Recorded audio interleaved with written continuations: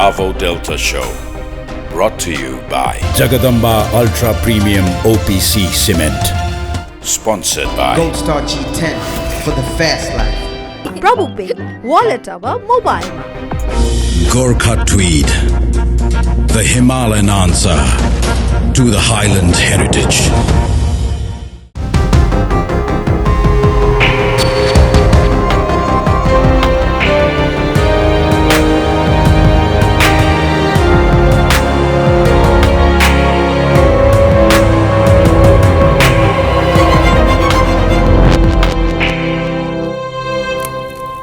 दर्शकवृन्द नमस्ते।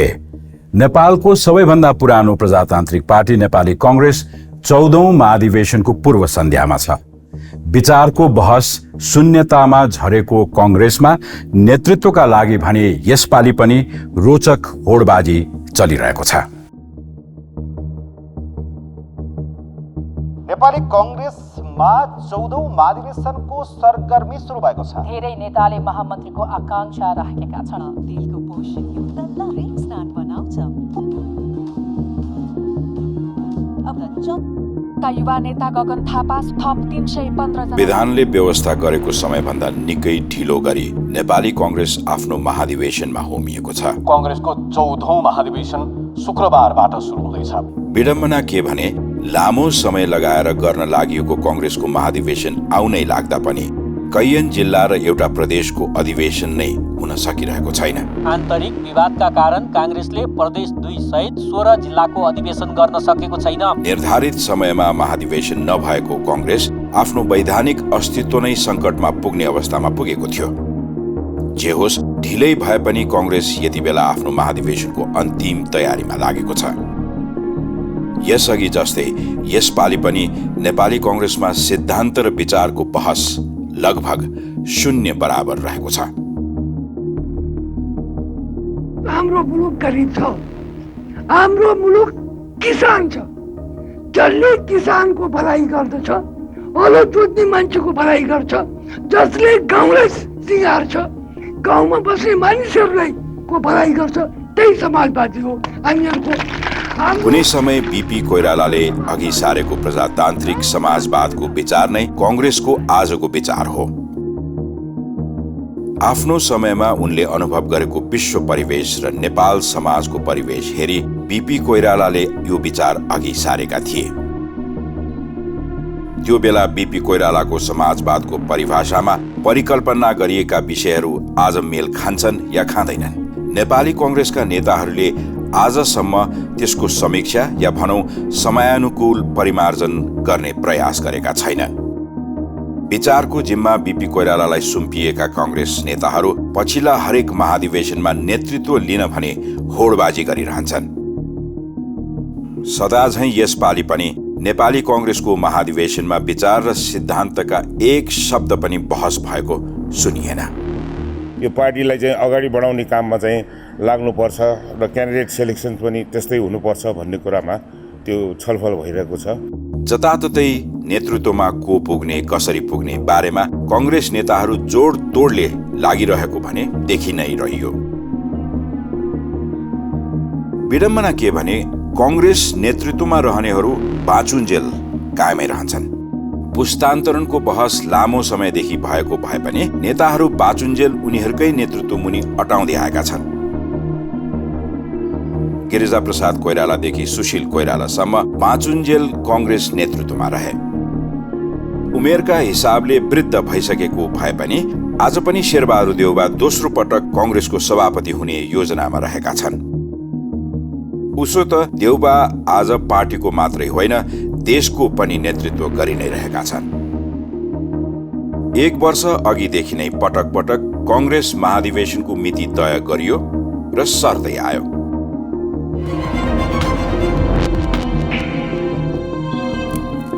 तपाई आगामी महाधिवेशनमा वर्तमान सभापति शेरबहादुर देउबाको कन्टेन्डर हो कि होइन? मैले भने नि म त नेचुरल कन्टेन्डर हो भनेर भनिसकेको छु। हामीले द ब्राभो डेल्टा शोमा कांग्रेस महाधिवेशनको सन्दर्भमा विभिन्न नेताहरूसँग पटक पटक कुराकानी गर्यौं। वर्तमान सभापति तथा प्रधानमन्त्री शेरबहादुर देउवा बाहेक हामीले कुरा गरेका धेरैजसो नेताहरूले कांग्रेसलाई नयाँ ढंगले अघि बढाउनु पर्ने बताए। हाम्रो शीर्ष नेताहरू, सभापतिजी र वरिष्ठ नेता, अब उहाँहरू अभिभावकको रूपमा बस्नुपर्छ जस्तो लाग्छ मलाई।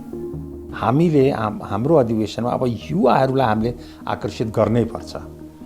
हामीले युवाहरूलाई स्पेस दिनु पर्यो, ठुलाहरूलाई विदाई गर्ने, विथ रेस्पेक्ट, सम्मान दिएर एउटा पदमा राख्ने, र युवाहरूलाई हामीले चाहिँ नि केन्द्रीय समितिमा एट्र्याक्ट गर्न सक्नु पर्यो। अनि मात्रै हाम्रो भाइब्रेन्ट केन्द्रीय समिति हुन्छ।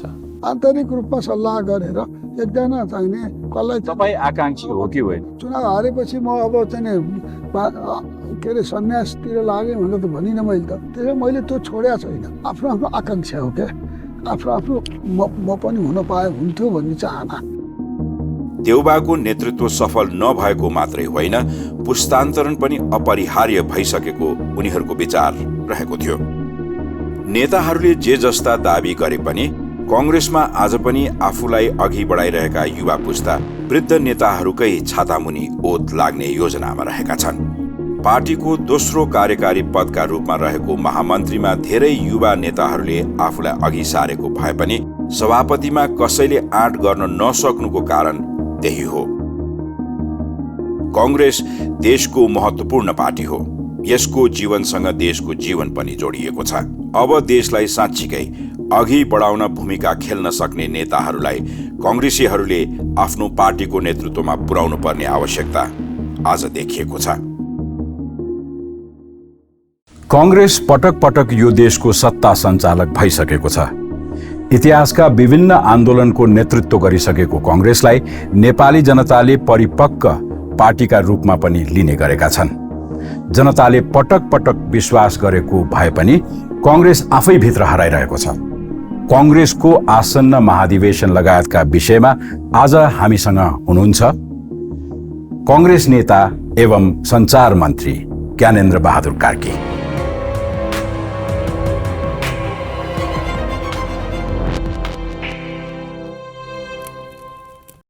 Manju, welcome to the Bravo Delta show. धन्यवाद। अब सर्वप्रथम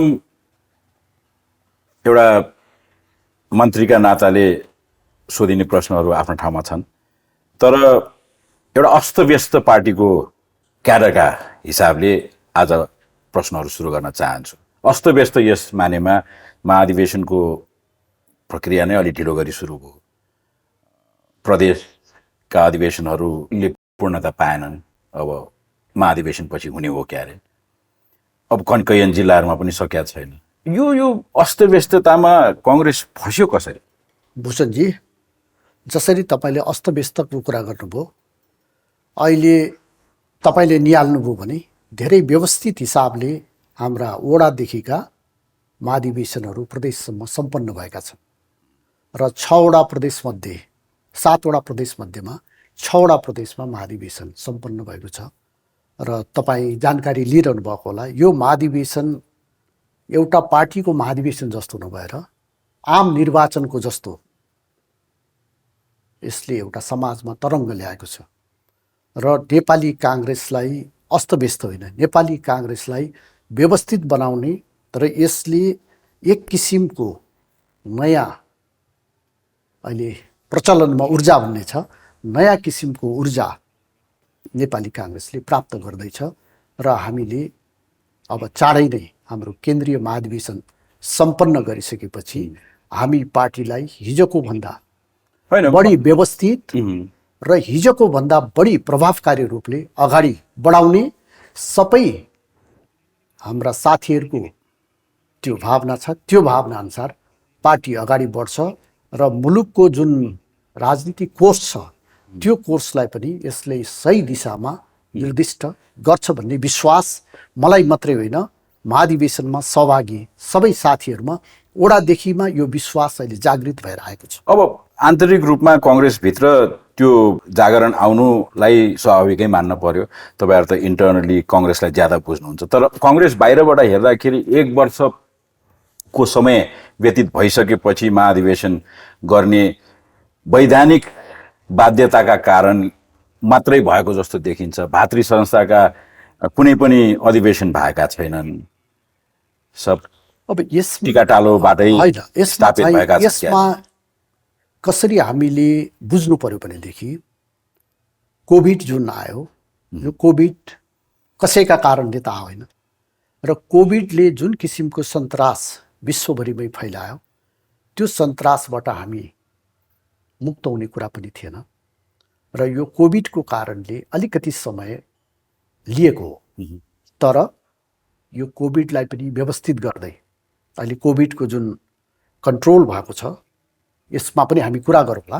अहिले जुन किसिमले जुन व्यवस्थित भएर अधिवेशन भएको छ, यो नेपालका राजनीतिक दलहरूका निमित्त एउटा उदाहरणीय स्टेप हुन सक्छ भन्ने मलाई लाग्छ।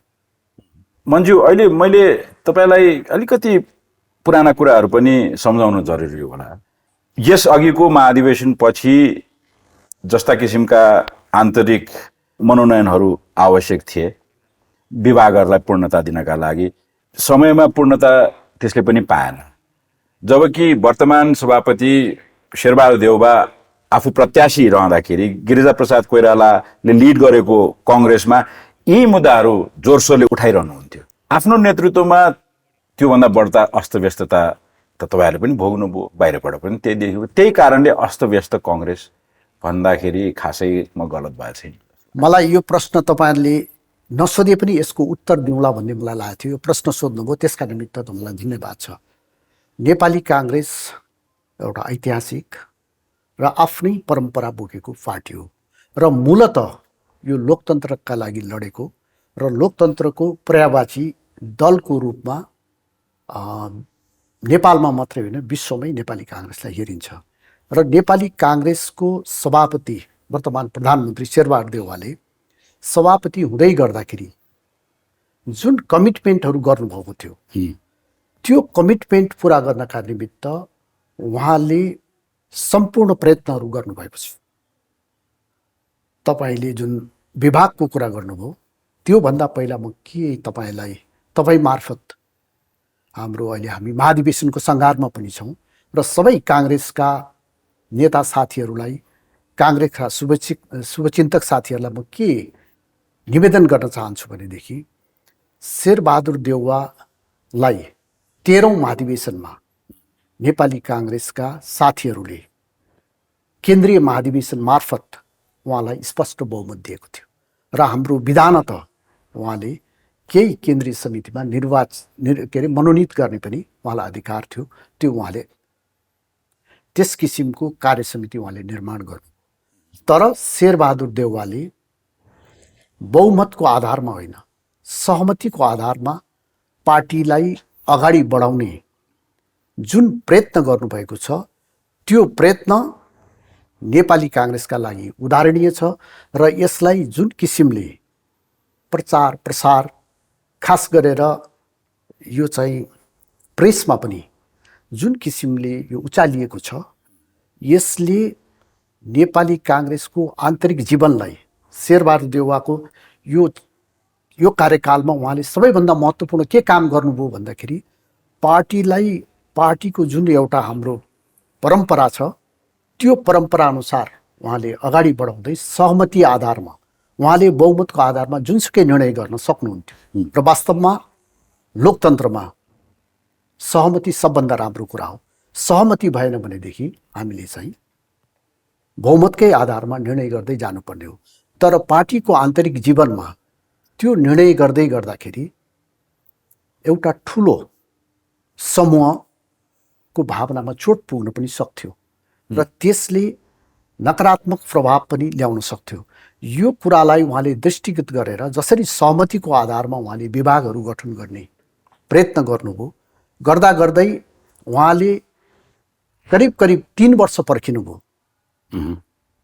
र विभाग गठन नहुँदाखेरि नेपाली काङ्ग्रेसलाई क्षति भएको छ। धेरै नेता साथीहरूले त्यहाँ बसेर सक्रिय योगदान दिन सक्नुहुन्थ्यो विभागको मार्फतबाट। तर त्यो कुराबाट चाहिँ उहाँलाई रोक्न खोजियो। तथापि पनि उहाँले सहमतिको प्रयत्न गर्दा गर्दै अन्तमा उहाँले असहमत साथीहरूलाई पनि यो दिनु पर्थ्यो कि पर्दैन थियो, त्यो चाहिँ डिबेटको कुरा छ। भोलिको दिनमा हामी यसलाई डिबेट गरौँला र कसरी चलाउने त्यो कुरा गरौँ। डिबेट गर्नुपर्ने समय त यही हो नि। होइन, तर के छ भन्दाखेरि उहाँहरूलाई छुट्याएर, जो उहाँसँग असहमत हुनुहुन्थ्यो त्यो साथीहरूलाई पनि छुट्याएर उहाँले विभागहरू चाहिँ गठन गर्नुभयो र विभाग गठन गर्न उहाँको सदाशयतालाई विभाग गठन कमजोरी भन्ने त्यो कांग्रेस जनपद त्यो गलत हो। त्यो विभाग गठन गर्न नदिएर कांग्रेसलाई अहिलेको चुनौतीपूर्ण अवस्थामा जति गतिशील बनाउनु पर्थ्यो र साथीहरूलाई जति हामीले समर्पणका साथ उनीहरूलाई उत्साहका साथ क्रियाशील गर्नु पर्थ्यो, त्यो काम हुनबाट हाम्रो साथीहरूले रोक्नुभयो। त्यो चाहिँ वास्तवमा यसको दोष पार्टीको सभापतिलाई होइन, जसले रोकेको छ त्यसलाई दिनुपर्छ। त्यतातर्फ प्रेस जगतको आँखा जानु चाहिँ जरुरी छ भन्ने मलाई लाग्छ। मन्जु, अहिले एकैछिन तपाईँलाई जसरी समय लिएर सभापतिका कार्यकाललाई जसरी तपाईँले व्याख्या गर्नुभयो, नेतृत्व कहिले पनि अनच्यालेन्ज्ड हुँदैन, आन्तरिक रूपमा होस् या बाह्य रूपमा होस्। यदि च्यालेन्जलाई चाहिँ नि नेतृत्वले सफल रूपमा सम्पन्न गर्न सकेन र कम्प्रोमाइज नेतृत्व मात्रै दिइरह्यो भने त्यो नेतृत्वको सफलतालाई मापन गर्ने त्यो सही यार्डस्टिक हो र? यो महाधिवेशनको मुखमा भएको कारणले मैले सोधिरहेको छु। अहिले मुलुकलाई एकता आवश्यकता छ, आन्तरिक एकता आवश्यकता छ। हामी विभिन्न जात जाति भाषा क्षेत्रमा हाम्रो देश चाहिँ, सबै देश हुन्छन्, हाम्रो देश विभिन्न भाषाभाषी छौँ, विभिन्न जात जाति छौँ, पहाड तराई हिमालमा हामी बस्छौँ। सबैलाई एक बनाएर लिएर जानु चाहिँ नै हाम्रो कर्तव्य हो र त्यो कर्तव्य पुरा गर्ने दायित्व इतिहासले नेपाली कांग्रेसलाई पनि सुम्पिएको छ। र अहिलेको कार्यकालमा शेरबहादुर देउवा जो सभापति हुनुहुन्छ, उहाँले पार्टीभित्र अपमानै त नभनौँ तर पार्टीभित्र उहाँले अलिकति ह्युमिलिएसन सहेर पनि पार्टीलाई एक बनाएर सहमतिको आधारमा लिएर जाने जुन प्रयत्न गर्नुभएको छ, त्यो प्रयत्नलाई भोलि नेपाली कांग्रेसका सभापतिहरूको जुन कार्यहरूको मूल्याङ्कन होला, त्यसमा यसलाई अलिकति गम्भीरताका साथ विश्लेषण र अनुसन्धान होला भन्ने मलाई लाग्छ। म अहिले यो कुरा गर्न चाहन्न। महाधिवेशनको सङ्घारमा गिरिजाप्रसाद कोइरालाले 16 जिल्लाका सभापतिहरूलाई महाधिवेशनको मुखमा आएर भङ्ग गर्नुभएको थियो। तर अहिलेको वर्तमान सभापतिलाई पनि त्यो अधिकार छ। नेपाली कांग्रेसको सभापतिलाई इतिहासले पनि, नेपाली कांग्रेसका कार्यकर्ताहरूले पनि, हामीले पनि एउटा व्यक्ति नमानेर संस्थाकै रूपमा हामीले चाहिँ लिन्छौँ र त्यो अधिकार प्रयोग गरेर उहाँले जतिसुकै उहाँको आलोचना गर्नेहरूलाई पनि उहाँले अनुशासनको डन्डा लगाउने, त्योबाट दण्डित गर्ने काम चाहिँ नि गर्नु भएन। आलोचना जति पनि गर्न पाइन्छ कांग्रेसभित्र, तर निर्वाचन हराउन चाहिँ पाइन्न भने जस्तो किसिमको त्रास पनि कांग्रेसजनहरूले बोकेर हिँडेको जस्तो देखिन्छ। सत्य हो?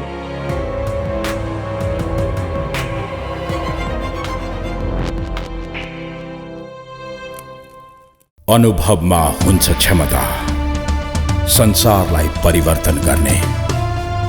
एक अनुभव जसले बोकेको छ 1 दशकभन्दा बढीको इतिहास, जसले लिन सक्यो चुनौती, विदेशी सिमेन्टहरूको एकाधिकार तोड्दै स्वदेशी सिमेन्टलाई स्थापना गर्ने। यसैमा छ निर्माण क्षेत्रका अनुभवीहरूको विश्वास हो, यसैमा छ उच्च प्रविधिको प्रयोग। यही छ राष्ट्रिय तथा अन्तर्राष्ट्रिय मापदण्डद्वारा प्रमाणित र पुरस्कृत, साकार पार्दै सपना समृद्धिको। क्षमता निरन्तर गुणस्तरको, अरूभन्दा अलग, अरूभन्दा अघि, किनकि प्रतिज्ञा मात्र होइन पूरा पनि गर्दछौँ हामी। Jagadamba ultra premium OPC cement, यही हो नेपालको अनुभवी OPC cement. I'll either make it or break it, but I'm definitely gonna shake it. a heart of a soldier. My dreams are colossal. I'm a leader. I need a footstep they can follow. Every mile I walk is a story worth telling. Stomp through the concrete, raise hell till it's heaven. I'm the man. I'm a beast, a monster. That's why I came, I saw, I conquered. Maneuver swiftly. I go with the flow. I got gold in my soul. I'm no average Joe. No time to waste. How long is a soon? Zip zap zoom, ready to touch the moon. Closer to greatness. I can feel it in my bones. I keep walking alone. Representing where you're from. Gold Star G10 for the fast life. तँलाई म पैसा दिन्छु है। आमा के गर्नु भएको? बच्चालाई त्यसो गर्यो नि बिग्रिन्छ नि बच्चा। अनि मलाई त्यो फुटबल सुटबल के थाहा? ऊ आफै जान्नेछ किनिहाल्छ भनेर दिएको। के भयो त? आमाले आफ्नै नातिलाई गिफ्ट दिन नहुने? गिफ्ट त दिनुहुन्छ नि, तर पैसै हातमा दिनु भएन भने नि यार। यस्तो गर्नुस् न त हजुरआमा, प्रभु पे एपबाट पैसा पठाइदिनु, म ड्याडीसँग सल्लाह गरेर अनलाइनबाट किनिहाल्छु नि। हुन्न ड्याडी? ए प्रभु, मलाई यो एप स्याप भन्ने के थाहा? यो प्रभु पे चलाउन यति सजिलो छ कि आमाले पनि एकैछिनमा सिकिहाल्नुहुन्छ। जय होस् प्रभु। प्रभु पे वालेट अब मोबाइलमा। Back in the day, as a kid in school, I remember waking up to the solitary tune of a distant bagpipe. Across the span of my youth, little did I know that this connection would grow into one that would last a lifetime.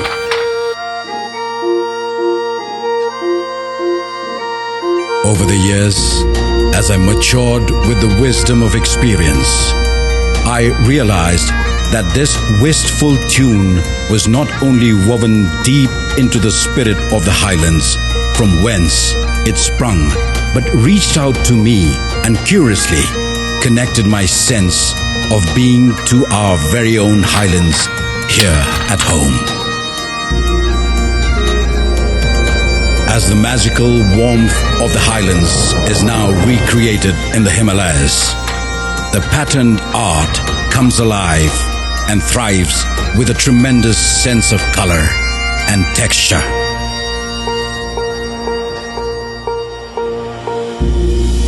Gorkha Tweed, the Himalayan answer to the Highland heritage.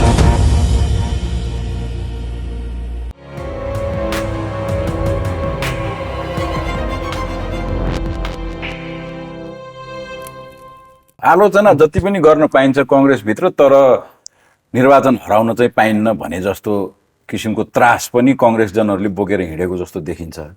सत्य हो? कांग्रेसमा आफ्नै किसिमको संस्कृति छ। हामी त हिजो प्रतिबन्धित कालमा पनि काम गरेको मान्छे हो।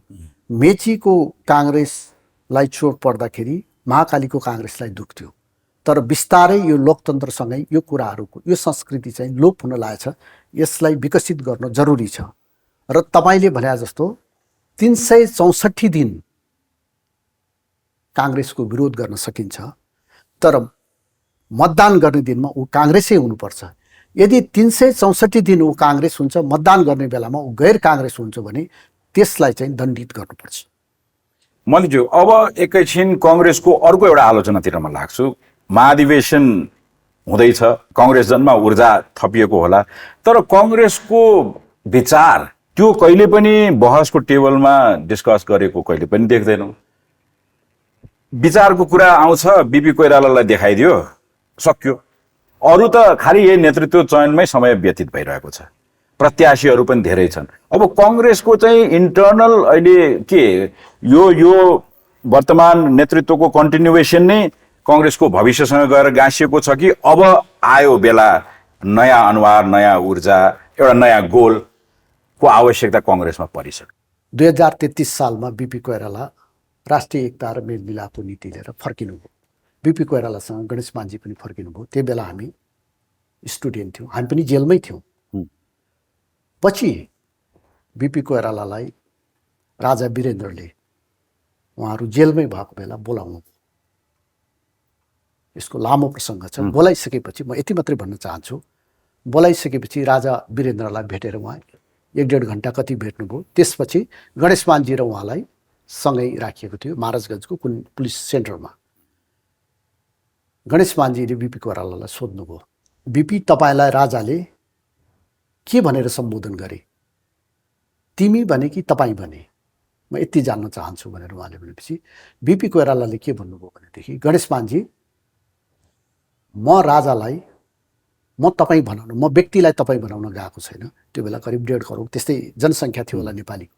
म 1.5 करोड नेपालीलाई तपाईँ बनाउन चाहिँ गएको हो भनेर उहाँले भने जस्तै नेपाली काङ्ग्रेसले कै नेतृत्वमा नेपालमा धेरै ठुल्ठुला युगान्तकारी राजनीतिक आन्दोलनहरू भए, त्यो स्थापित भएको छ र त्यसमा नेपाली काङ्ग्रेसले अवलम्बन गरेको नीति र नेपाली काङ्ग्रेसको जुन सिद्धान्त छ त्यस अनुसार नै राजनैतिक पद्धति बहुदलीय बहुलवादमा आधारित पद्धति हामीले स्वीकारेका छौँ, मुलुकले स्वीकारेका छ।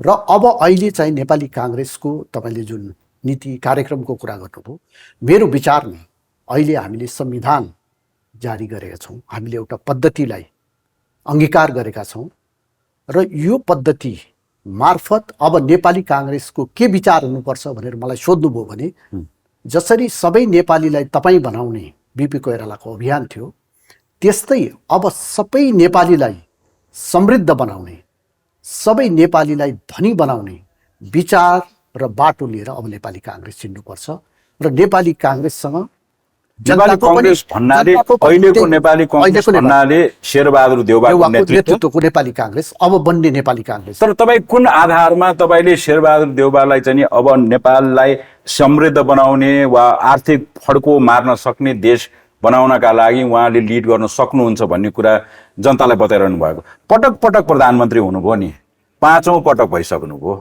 केही गजब कामहरू त देखिनु पर्थ्यो नि त।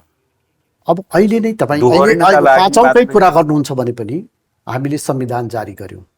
संविधान जारी गर्नु मात्रै ठुलो कुरो थिएन। शेरबहादुर देउवालाई भोलि इतिहासले मूल्याङ्कन गर्ला कि संविधान कार्यान्वयन उहाँले नै गराउनुभयो, 3 तहको निर्वाचन उहाँले नै सम्पन्न गराउनुभयो।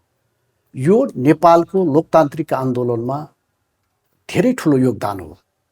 अब त्यहाँ प्रश्न निस्किन सक्छ, नेपाली कांग्रेस त हार्यो नि त उहाँले निर्वाचन गराउँदा। त्यसबेला 2टा ठुला कम्युनिस्ट पार्टी मिले र हाम्रो संसदमा पनि कम हामीले चाहिँ संख्या प्राप्त गर्यौं, प्रदेशमा पनि कम संख्या प्राप्त गर्यौं। तर मतको आधारमा हेर्नुहुन्छ भने मतमा कुनै डिफरेन्सेस छैन। र अहिले 5औं पटक जुन शेरबहादुर देउवा प्रधानमन्त्री हुनुभएको छ, 3 वर्ष करिब 3.5 वर्ष झन्डै 2/3 सरकार थियो, ओलीजीले नेतृत्व गर्नुभएको थियो। त्यो सरकारले यति ठुलो अवसर पाएको थियो तर त्यो अवसरलाई पूर्ण रूपले गुमायो। राज्य संयन्त्रलाई भत्ताभुङ्ग बनायो। संविधान अनुसार निर्माण भएको सरकारले संविधानले परिकल्पना नगरेको 2 पटक प्रतिनिधि सभा भङ्ग उहाँले चाहिँ गराउनुभयो र राज्य पद्धति नै भत्ताभुङ्ग हुने परिस्थितिको निर्माण भएको थियो। र भूषणजी, यदि त्यही परिस्थिति रहिरहेको भएदेखि अहिले तपाईँ र म यसरी वार्ता गर्न नसक्ने पनि अवस्था हुन्थ्यो। मुलुक फेरि पद्धतिका निमित्त आन्दोलनमा जानुपर्ने परिस्थितिको चाहिँ सृजना भएको थियो। त्यो परिस्थितिबाट मुलुकलाई अहिले शेरबहादुर देउवाको नेतृत्वमा सरकार निर्माण भएर मुलुकबाट भत्ताभुङ्गो भएको जुन पद्धति छ, राज्य संयन्त्र छ र लिगभन्दा बाहिर गएको जुन राजनीति छ, त्यसलाई लिगमा ल्याएको छ र अहिले संविधानको रक्षा भएको छ, पद्धतिको रक्षा भएको छ, नागरिकहरूको अधिकार सुरक्षित भएको छ। र अब अहिलेको अधिवेशनबाट मलाई लाग्छ अब केही दिनपछि त यसको परिणाम आइहाल्छ।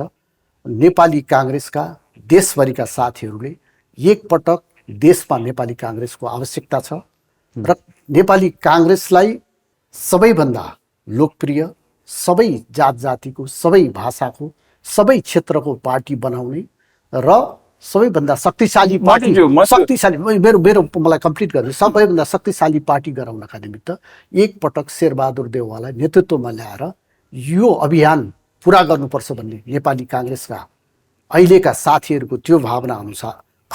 त्यो भावना अनुसार यो केन्द्रीय महाधिवेशन सम्पन्न भएपछि अब शेरबहादुर देउवाको भूमिका अहिले नेपालको राजनीतिमा जुन भूमिका छ त्योभन्दा अधिवेशनपछि उहाँको भूमिका पृथक रहनेछ र पृथक शेरबहादुर देउवाको नेतृत्वमा नेपाललाई धनी बनाउने अभियानमा राष्ट्रलाई एकजुट बनाएर उहाँ अगाडि बढ्नुहुनेछ र त्यस दिशामा अगाडि बढ्नका निमित्त हामी सबैले उहाँलाई सहयोग र त्यस किसिमको वातावरण सृजना गर्नेछौँ। तर विश्वास तपाईँलाई दिलाउन चाहन्छु। नेतृत्व पार्टीको आन्तरिक नेतृत्व आफ्नो ठाउँमा होला, तर राष्ट्रिय नेतृत्व जुन बेला चिफ एक्जिक्युटिभका रूपमा कसैले प्रदान गर्छ भने त्यसमा कुनै तगारो महाधिवेशनको वा आगामी निर्वाचनमा म फेरि चाहिँ नि सभापति लडेर जित्छु त्यसपछि मेरो फेरि नयाँ ऊर्जा आउँछ भन्ने छुट हुँदैन। अहिले जुन बेला शेरबहादुर देउवा देशको नेतृत्व गरिरहनु भएको छ एज अ प्राइम मिनिस्टर, उहाँलाई यो समृद्धिको तपाईँले जुन भविष्यमा हुन सक्ने सम्भावना भविष्य हामीसँग धेरै टाइम छैन, अब हामीले 10 वर्षभित्रमा, तर यो महाधिवेशन भन्दा अगाडि नै त्यसको चाहिँ नि एउटा मार्गचित्र शिलान्यास गर्न सकिँदैन थियो र कसरी पत्याउने? शेरबहादुर देउवा बाहेक अरू कोही लायक छैनन् कांग्रेसमा? नेपाली कांग्रेस धेरै योग्यहरूको पार्टी हो, धेरै त्याग तपस्या गरेका साथीहरू हुनुहुन्छ, तर अहिलेको जुन परिस्थिति छ शेरबहादुर देउवालाई भनिन्छ 5 पटक उहाँ प्रधानमन्त्री हुनु, 5 पटक प्रधानमन्त्री हुनका निमित्त पनि सबैले स्वीकार्नु पर्यो नि। अहिले मुलुकले उहाँलाई नेता स्वीकारेको छ, 5 दलले नेता स्वीकारेको छ। संसदमा हेर्नुहुन्छ भनेदेखि एमाले छोडेर संसदमा प्रतिनिधित्व गर्ने जति प्रतिनिधि सभाका सदस्यहरू छन् उहाँलाई विश्वासको मत दिएको छ र यो नेपाली कांग्रेसका निमित्त एउटा खुसी र गर्वको विषय पनि हो कि हाम्रो पार्टी सभापतिलाई मुलुकले नेता स्वीकारेको छ। र अर्को पनि म कुरा भन्न चाहन्छु, यो कुरा चाहिँ धेरै चर्चामा आउँदैन। हामी बीपी कोइरालाको अनुयायी हौँ, बीपी कोइरालाबाट हामी अहिले पनि प्रेरित छौँ। उहाँले लिएका धेरै विचारहरूमा हामीले परिमार्जन गर्नु जरुरी छ। जस्तो बीपी कोइरालाले एउटा हलो जोतेको किसानको फोटो राख्नु राष्ट्रिय योजना आयोगमा भनेर उहाँले भन्नुभयो। अब हलो जोतेको किसान होइन, हरेक घरमा ट्र्याक्टर भएको किसान अब चाहिन्छ। उहाँले लिएका धेरै विचारहरूलाई हामीले परिमार्जन गर्नु जरुरी छ। उहाँ बीपी कोइराला अन्तर्राष्ट्रिय सोशलिस्ट इन्टरनेसनलको उपाध्यक्ष हुनुहुन्थ्यो, त्यस्तै अहिले नेपाली कांग्रेसको सभापति शेरबहादुर देउवा पनि हुनुहुन्छ। त्यसले गर्दाखेरि राष्ट्र र अन्तर्राष्ट्रियलाई पत्याएको व्यक्तित्व नेपाली कांग्रेसमा अहिले शेरबहादुर देउवै हुनुहुन्छ। र अर्को कुरा के छ भन्नुहुन्छ भन्दाखेरि अब हामी यो पछि तुरुन्तै निर्वाचनको चरणमा प्रवेश गर्छौँ। उहाँलाई हामीले सभापति बनाइसकेपछि उहाँकै नेतृत्वमा स्थानीय सरकारको, प्रदेश सरकारको र संसदको निर्वाचन हुन्छ र त्यो निर्वाचनमा नेपाली कांग्रेसलाई सबैभन्दा ठुलो, लोकप्रिय र शक्तिशाली पार्टीको रूपमा उहाँले नै विकसित गराउन सक्नुहुन्छ भन्ने विश्वास अहिले आम नेपाली कांग्रेसका कार्यकर्तामा छ। र त्यही आधारमा हामी भन्छौँ। जस्तो भन्नुहोस् अहिले नेतृत्वमा धेरै साथीहरूले आकांक्षा गर्नुभएको छ, तर उहाँ बराबरको एउटा उचाइ भएको अरू नेताहरू चाहिँ हुनुहुन्न। र अर्को कुरा के पनि छ भने यहाँ सुन्नु न, अर्को कुरा के पनि छ भने संसदीय निर्वाचनमा आखिर सांसद त हुनु पर्यो। सबै पार्टीभन्दा नेपाली कांग्रेसलाई ठुलो पार्टी त बनाउनु पर्यो। जो व्यक्ति आफ्नो निर्वाचन क्षेत्रबाट आफै निर्वाचित हुन सक्दैन, उसले भोलिको दिनका मुलुकका अगाडि आएका चुनौती र नेपाली कांग्रेसलाई उसको नेतृत्वमा कसरी चाहिँ उनले सबभन्दा ठुलो पार्टी र निर्वाचित पार्टी बनाउँछ भनेर विश्वास गर्ने। त्यसैले यी आधारहरू उहाँको पक्षमा छ र उहाँको जुन अनुभव छ र उहाँको जुन योग्यता छ, अबको अधिवेशनपछि उहाँलाई हामीले सभापतिमा निर्वाचित गराइसकेपछि उहाँको मुलुकले खोजे अनुसारको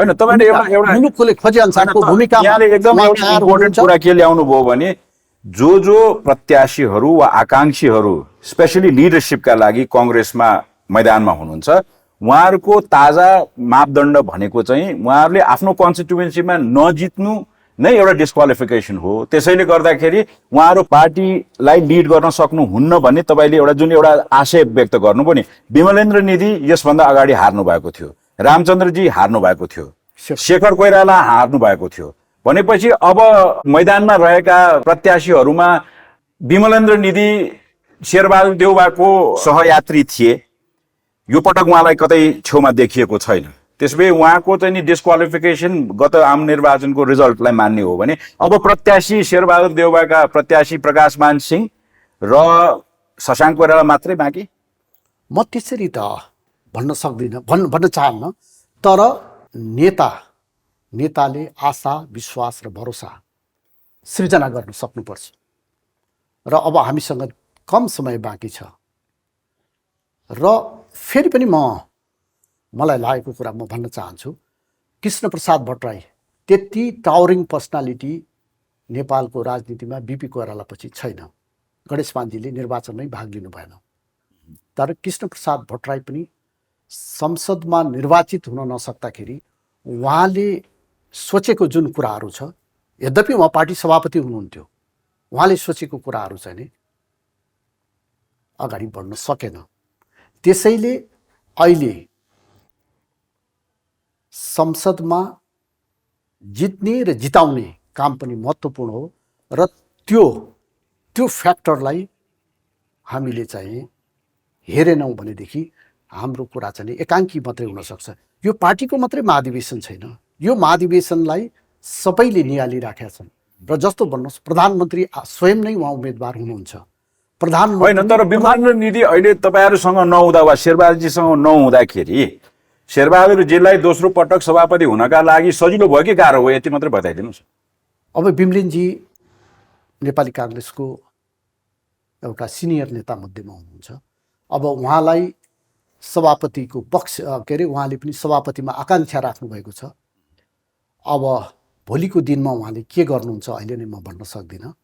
शेरबहादुर देउवासँग नहुँदाखेरि घाटा त अवश्य छ, तर त्यो घाटाको फाइदा अन्य प्रत्याशीहरूले उठाउन सक्छन् कि सक्दैनन्? काङ्ग्रेसकै अधिवेशनमा केन्द्रित भएर कुरा गर्ने हो भनेदेखि अहिले नेपाली काङ्ग्रेसका मैले बुझेअनुसार, म पनि प्रतिबन्धित टाइमदेखि नै नेपाली काङ्ग्रेसमा अनवरत काम गरिराखेको एउटा सिपाही हुँ र मैले नेपाली काङ्ग्रेसको जुन मनोविज्ञान र नेपाली काङ्ग्रेसको जुन मुड छ त्यो बुझ्दाखेरि अहिले शेरबहादुर देउवाको आवश्यकता पार्टीमा छ भन्ने आम प्रतिनिधिहरूमा त्यो भावना भएको हुनाले उहाँ निर्वाचित हुने कुरामा धेरै होइन अब शङ्का गर्नुपर्ने अवस्था म देख्दिनँ। मन्जु, अहिले कङ्ग्रेस बाहिरबाट हामीले अब्जर्भ गर्दाखेरि महाधिवेशनमा केन्द्रित केही घटनाहरू हेर्ने हो भने खेमा दुईटा देखिएको छ।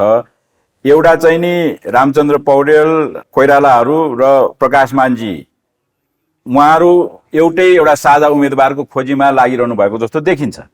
तर शेरबहादुर देउवा उहाँको आफ्नो क्यान्डिडेट छँदैछ, तर निधि पनि आफू पनि क्यान्डिडेट भएको कुरामा अडिकै जस्तो देखिनुहुन्छ। त्यो असर शेरबहादुरजीलाई पर्छ कि पर्दैन? बाहिरबाट सोधिने एउटा चाहिँ नि इन्टर्नल आम प्रश्न टु अ कङ्ग्रेसम्यान। त्यो असर पर्दैन भनेर म भन्दिनँ, तर त्यो असरका कारणले शेरबहादुरजीको विजय यात्रामा फरक पर्दैन। अब कृष्ण सिटौलाजी एकजना अर्को अनसङ हिरो, यस अगाडि उहाँको समर्थनले अर्थ राख्थ्यो, उहाँको पनि एउटा गुट थियो, यसपटक पनि उहाँ संलग्न नै हुनुहुन्छ कुनै न कुनै गुटमा त। अनि देशभरिका चुनावमा चाहिँ तपाईँहरूसँग सहकार्य भयो, त्यसको अर्थ केन्द्रीय चुनावमा अब केही गिभ एन्ड टेक अहिलेदेखि नै भएको हो।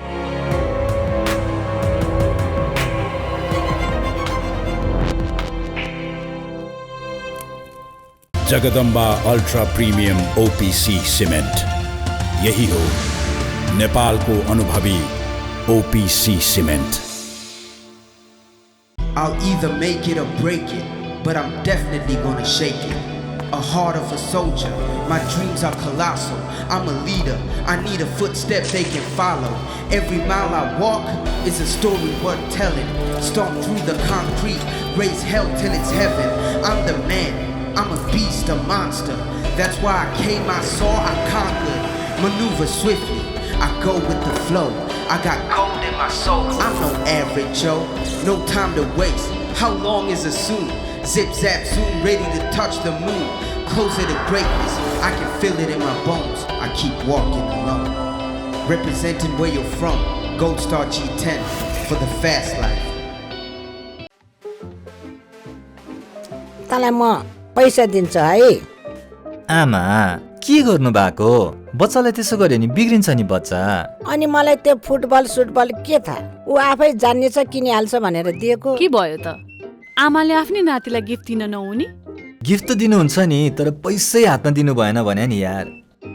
यस्तो गर्नुहोस् न त हजुरआमा, प्रभु पे एपबाट पैसा पठाइदिनु, म ड्याडीसँग सल्लाह गरेर अनलाइनबाट किनिहाल्छु नि, हुन्न ड्याडी? हे प्रभु, मलाई यो एप स्याप भन्ने के थाहा? यो प्रभु पे चलाउन यति सजिलो छ कि आमाले पनि एकैछिनमा सिकिहाल्नुहुन्छ। जय होस् प्रभु। प्रभु पे वालेट अब मोबाइलमा।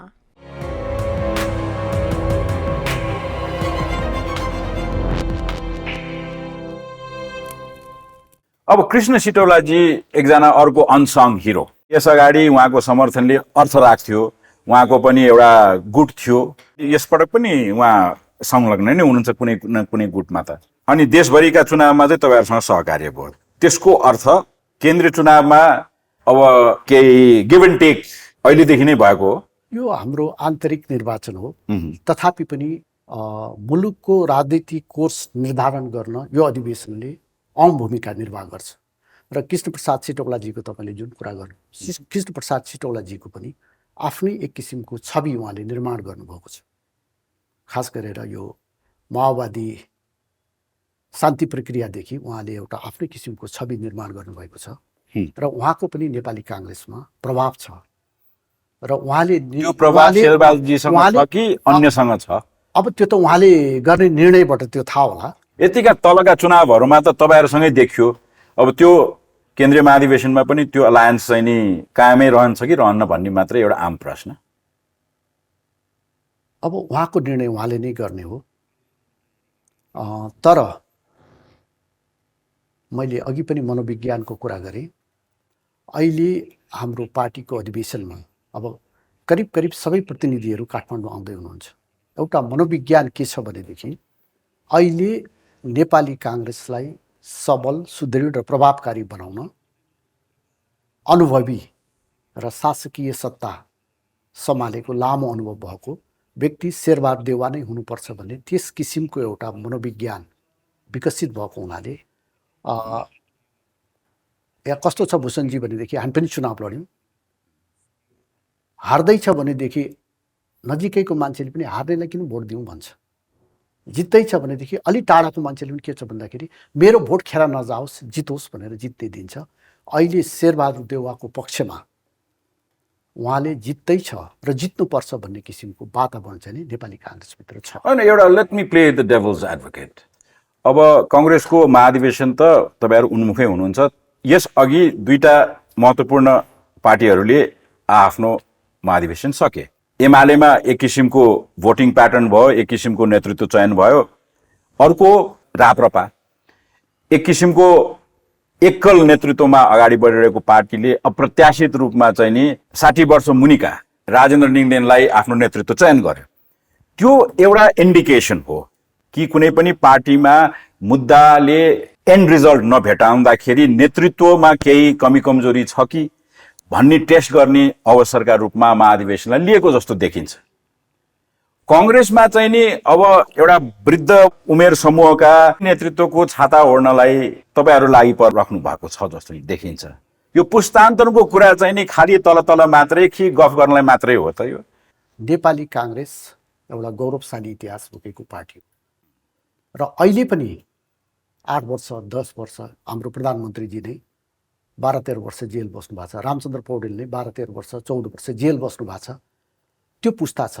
मैले के भन्ने गरेको छु भने अब 21st सेन्चुरीमा त्यो राजनीतिक आस्थाका आधारमा बसेको जेल कुनै मापदण्ड हो र त्यसलाई योग्यता मान्न सकिन्छ र? भूषणजी, यो अमेरिका होइन, यो बेलायत होइन। यो चाहिँ के विचार गर्नु जरुरी छ भन्दाखेरि हामीले त्यो कन्ट्रिब्युसनै होइन जस्तो धेरै ठुलो त्याग तपस्या गरेर यो पद्धति ल्याएका हौँ। र हाम्रो काङ्ग्रेसमा 3 पुस्ता छ।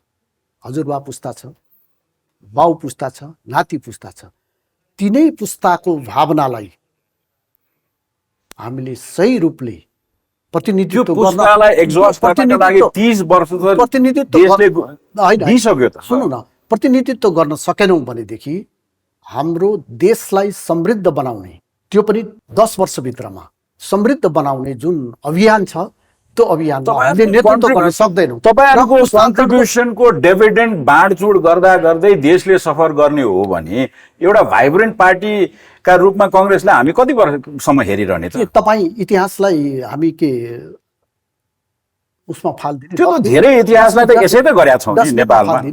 तपाईँलाई अहिले पनि नेपाली कांग्रेसमा कसको प्रेरणाले मान्छेहरू आइराखेको छ?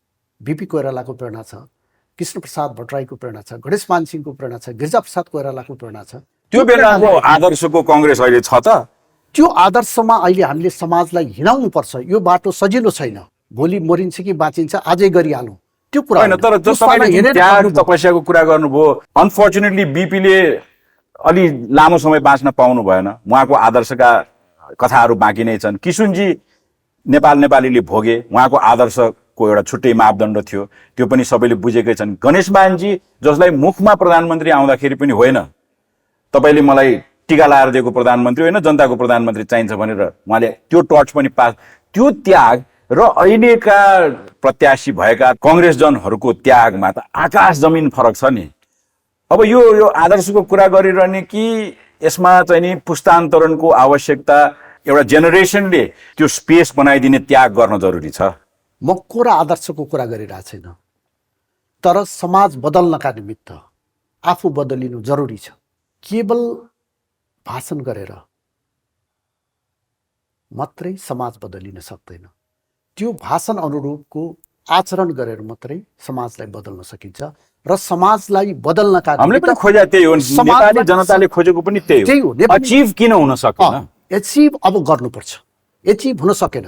जहिले पनि के भन्यौँ भनेदेखि हामी संक्रमणमा छौँ, हामी संक्रमणमा छौँ। अस्ति पनि जुन राजनीतिक घटनाक्रम विकसित भयो त्यसले मुलुकलाई एउटा गम्भीर संक्रमणतर्फ धकेलेको थियो। अब अहिले त्यो संक्रमणको अन्त भएको छ, हामीले ल्याएको पद्धति मन्त्रीज्यू सुरक्षित भएको छ। अहिले मैले गरिरहेका प्रश्नहरू यहाँ हाम्रो पुस्ता भन्दा कनिष्ठ पुस्ताहरूको मनमस्तिष्कबाट निस्किएका प्रश्नहरूको रिप्रेजेन्टेसन मात्रै हो, किनभने यो रिप्रेजेन्टेसनका प्रश्नहरूलाई हाम्रा कन्टेम्पोरेरिजहरूलाई ढाकछोप गर्नका लागि मात्रै यो समय व्यतीत गरिरह्यौँ भने त्यो डिसअपोइन्टमेन्ट हामी कहाँ हुँदैन, यो पछिल्लो जेनेरेसनमा हुन्छ। त्यसको लेखाजोखा कांग्रेसभित्र छ कि छैन? त्यसको लेखाजोखा तपाईँले अहिले अघि पनि धेरै पटक जिज्ञासा राख्नुभयो, त्यो सही जिज्ञासा छ। अहिले हामी यो महाधिवेशन सकिएपछि नीति र कार्यक्रमको अर्को अधिवेशन हामी सम्पन्न गर्छौँ, त्यसबाट नीति र कार्यक्रमहरू हामी नेपाली जनतालाई बताउँछौँ। र अहिले सबैभन्दा जस्तो भन्नुहोस् गाउँमा युवाहरू छ, त्यो गाउँमा उसले आफ्नो भविष्य देखेन। सहर आयो, काठमाडौँ आयो, काठमाडौँमा उसले उसको भविष्य देखेन। त्यसपछि ऊ कतार, मलेसिया, अरू विदेश गल्फ कन्ट्री सबतिर गइराखेको छ। त्यहाँ पनि उसले के काम गर्छ मैले भन्ने गरेको छु, 3D डिफिकल्ट, डर्टी र डेन्जर काम गरेको छ। अब त्यो पुस्तालाई यो भाषण होइन, त्यो पुस्तालाई स्वदेशमा बसेर, आफ्नै परिवारमा बसेर, आफ्नै गाउँठाउँमा बसेर त्यो पुस्तालाई सक्षम पुस्ताको रूपमा परिणत गर्नका निमित्त अब हामीले रुटिन वर्क गर्नु जरुरी छ। फर्मुला के त? त्यो फर्मुला के हो भन्नुहुन्छ भने हामीसँग जुन साधन र स्रोत छ, जुन साधन र स्रोत छ, यो चाहिँ केवल भाषण गर्ने जस्तो भन्नुहोस्, हामीसँग जलस्रोतको यति धेरै ठुलो सम्भावना छ, पर्यटनको यति धेरै ठुलो सम्भावना छ। दोस्रो आवश्यकता आन्तरिक एकता, दोस्रो आवश्यकता हो संविधान एउटा गतिशील दस्तावेज हो र कतिपय यो संविधानमा यी कुराहरू परेदेखि अझ राम्रो हुन्थ्यो भन्ने कुराहरू, त्यसलाई म सक्न दिएँ मलाई सर, त्यसलाई हामीले समानुकूल परिमार्जन गर्दै देशलाई अब हामीले जुन पद्धति अंगीकार गरेका छौँ, यो पद्धति मार्फत अब मुलुकलाई जलस्रोतको, पर्यटनको, कृषिको हामीले जुन सम्भावनाहरू छन् त्यो सम्भावनालाई व्यवहारमा अनुवाद गरेर र त्यसभित्र देखिएका समस्याहरू पनि छन्। जलस्रोतमा देखिएका समस्याका पहिचानहरू म मान्छु मन्जु, तर तपाईँले जसरी भन्नुभयो युवाहरूलाई यहीँ रिटेन गर्नका लागि यहाँका आयोजनाहरू, यहाँ चाहिँ नि कार्यक्रमहरू, यहाँ जब क्रिएसनका चाहिँ अपर्च्युनिटिजहरू, टुरिज्मको कुरा गर्नुभयो, जलस्रोत विकासको कुरा गर्नुभयो, यी सबै छन् हाम्रा मनमस्तिष्कमा 30औं वर्षदेखि हाम्रो मस्तिष्कमा छन्। तर नेपालमा एउटा एमसिसी भन्ने एउटा परियोजनाकै रूपमा त्यसले जब पनि क्रिएट गर्छ, इन्फ्रास्ट्रक्चर पनि क्रिएट गर्छ भनेर तपाईँ अर्थमन्त्री हुँदाखेरि तपाईँले साइन गरेर आउनुभयो। त्यो आजसम्म एउटा राष्ट्रिय मुद्दा बन्न सकेन, कसैलाई चाहिएकै छैन, कसैलाई नभएको छैन। अब सरकारले चाहिँ नि यो एमसिसी भन्ने कम्प्याक्टलाई नेपालमा नेपाल र नेपालीको हितका लागि ल्याउनै पर्छ भन्ने स्ट्यान्ड लिइरहेको छ कि अब यो अपर्च्युनिटीलाई गुमाउँदैछ? यसको बारेमा हाम्रो स्पष्ट धारणा छ। यो परियोजना राष्ट्रिय हितमा छ र यो आर्थिक परियोजना हो र यति ठुलो रकम अनुदानमा आइराखेको छ, ग्रान्टमा आइराखेको छ। यो नेपालकै इतिहासमा सबैभन्दा ठुलो रकम हो र यसको सदुपयोग गर्नु चाहिँ जरुरी छ। यसलाई बिना कारण जसरी राजनीतिकरण गरिएको छ, यसले मुलुकको दूरगामी हितलाई चाहिँ यसले असर गर्छ। तपाईँलाई म सानो उदाहरण दिन चाहन्छु। अरुण थड के कारणले गुम्यो त्यो सबैलाई इतिहास भइसकेको छ। अरुण थड गुमिसकेपछि हामी कति लामो समयसम्म अन्धकारमा बस्नु पर्यो र यत्रो ऊर्जाको सम्भावना भएको देश हामी चाहिँ अन्धकारमा बस्नु पर्यो। र अहिले हाम्रो जुन व्यापार घाटा छ र हामीले मुलुकलाई आत्मनिर्भर गराएर हाम्रो अर्थतन्त्रलाई मजबुत बनाउनु पर्ने जुन हाम्रो अगाडि चुनौती छ, त्यसका निमित्त अहिले व्यापार घाटा भारतसँग कति छ? त्यो व्यापार घाटा कम गर्ने के माध्यम हुन सक्छ? होइन, यसको त्यसले गर्दाखेरि यो जुन 28 गते पछिको संसदमा मलाई कम्प्लिट गर्न प्लिज। यो चाहिँ एमसिसी मुलुकको हितमा छ। यसले जलविद्युतको क्षेत्रमा कोसे ढुङ्गाको रूपमा यसले काम गर्न सक्दछ। त्यसले गर्दाखेरि यसलाई हामी सबैले बुझाउनु जरुरी छ र यो अहिले संसदको विषयवस्तु पनि भएको छ। त्यसैले संसदमा यसको पर्याप्त छलफल गरेर यसलाई अगाडि बढाउनुको हामीसँग विकल्प छैन। यदि यसलाई हामीले अगाडि बढाउन सकेनौँ भनेदेखि अन्तर्राष्ट्रिय जगतमा नेपालको व्यक्तित्वमाथि नै प्रश्न चिन्ह उठ्न सक्दछ। त्यसैले गर्दाखेरि यो राष्ट्र हितमा छ, जनताको हितमा छ र यो आर्थिक परियोजना हो र यो अनुदान हो। यसलाई हामीले अगाडि बढाउनु पर्दछ। यो पार्लियामेन्टको विषयवस्तु छ। पार्लियामेन्टमा यसको छलफल भएर यसलाई टुङ्गोमा पुर्याउनु देशको हितमा छ। अब सत्तारूढ गठबन्धनका तर्फबाट तपाईँले जवाफ दिन यदि मिल्छ भने अदालतमा देखिएको जुन अस्तव्यस्तता छ र प्रधान न्यायाधीश तर्फ इङ्गित कारबाही महाभियोग लगाउनु पर्छ भन्ने जुन नाराहरू सुनिन्छ बजारमा, त्यसमा सत्तारूढ गठबन्धनको ताजा विचार एकचोटि सुनाउन जाँदा ताजा विचार त नभन्नुहोस्, मेरो यो व्यक्तिगतै विचार हो। अदालतमा सर्वोच्चमा जुन दिन मान्छेको भरोसा टुट्छ त्यसपछि राज्य चाहिँ फेल नेसनको तर्फ उन्मुख हुन्छ। त्यसैले अदालतप्रतिको आस्था विश्वासलाई हामीले जगाइराख्न जरुरी छ र अहिले जुन किसिमको समस्याहरू सर्वोच्चमा देखिएको छ यो बहुत दुखद चाहिँ यो घटना हो र यसलाई निकास दिनका निमित्त अब प्रधान न्यायाधीशले विधामा बसेर यसलाई सहजता दिनुपर्दछ र न्यायालयप्रतिको जनताको जुन विश्वास आस्था छ त्यसलाई अटल राख्नका उहाँलाई रिक्वेस्ट किन गरिरहेको छ? जबसम्म संवैधानिक प्रावधान छ प्रधान न्यायाधीशलाई चाहिँ नि हटाउने अभियोग लगाएर उहाँलाई विधामा बस्न भेरी अनफर्टाइल रिक्वेस्ट किन गरिरहेको? उहाँले त मानिरहनु भएको छैन। तपाईँका हातमा मिसाइल छ भन्ने बित्तिकै जुनसुकै बेला मिसाइल चाहिँ हामीले प्रयोग गर्नु। त्यसले गर्दाखेरि सहज जुन बाटो छ त्यो बाटोबाट न्यायालयको जुन अहिले देखिएको अन्यल र समस्या छ यो गठबन्धनका त्यो मिसाल प्रयोग गर्ने तागत छ कि छैन? त्यो समस्याको समाधान यो नै उत्तम बाटो हो। यो गठबन्धनले मुलुकलाई स्थिरतातर्फ, यो गठबन्धनले मुलुकलाई कानुनी शासनतर्फ र यो गठबन्धनले मुलुकलाई सुशासनतर्फ निर्देशित गर्नका लागि यो गठबन्धन बनाएको छ र त्यही दिशामा काम गर्छ। मन्जु, यहाँको समय र विचारका लागि आजका लागि धेरै धेरै धन्यवाद। हस्, मलाई अवसर दिनुभयो, त्यसका निमित्त म तपाईँलाई हार्दिक धन्यवाद दिन चाहन्छु। Thank you.